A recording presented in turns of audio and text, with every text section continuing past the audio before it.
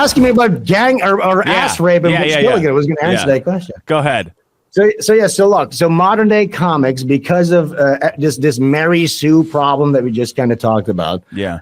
These characters, they become sort of like propaganda pieces, and by virtue of that, they can no longer have flaws. Okay, because they represent an ideology. So, to me, the fun part is to put your character in the most crazy situations and see how he can get out of it. Okay, because that's sort of what a story is. It's like a survival guide, kind of, Yeah. Butch Killigan number 2, Butch Killigan 2. He wakes up from a coma, and the first thing that sort of happens is that he's about to get ass raped, but by a robot AI.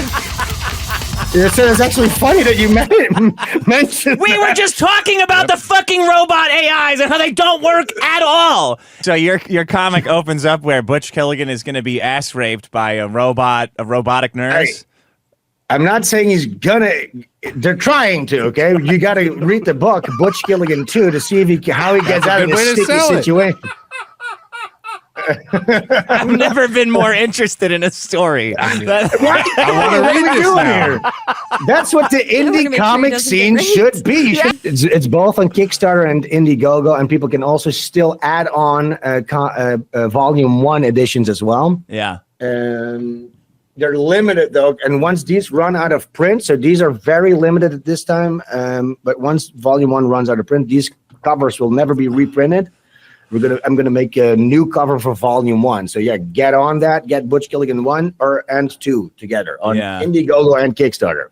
Yeah, and should I kind of explain what happens? Yeah, he does wake up in this degenerate, crazy future. Yeah, explain a little bit about the world. I'm invested now. I read the first one. Honestly, I was I wanted more of the world from the first one. Was a great setup. But I was like, I'm blue-balled because I want to see this level of degeneracy and okay, so that's good because literally the theme of the second book is setting up Ultra City after he wakes up. It's gonna be mega degenerate. Yes. It's a city covered in an ad-ridden dome that has 24-hour ads blocking out the sun. Okay, and he's it's so satisfying to hear how that because I really hate when people are like, it's beyond parody now. Because it's not. Like it can clearly get much, much worse as you're describing it. I've heard Elon Musk talk about this, how he had an idea of selling ad space in the sky. So that's sort of where that idea came from.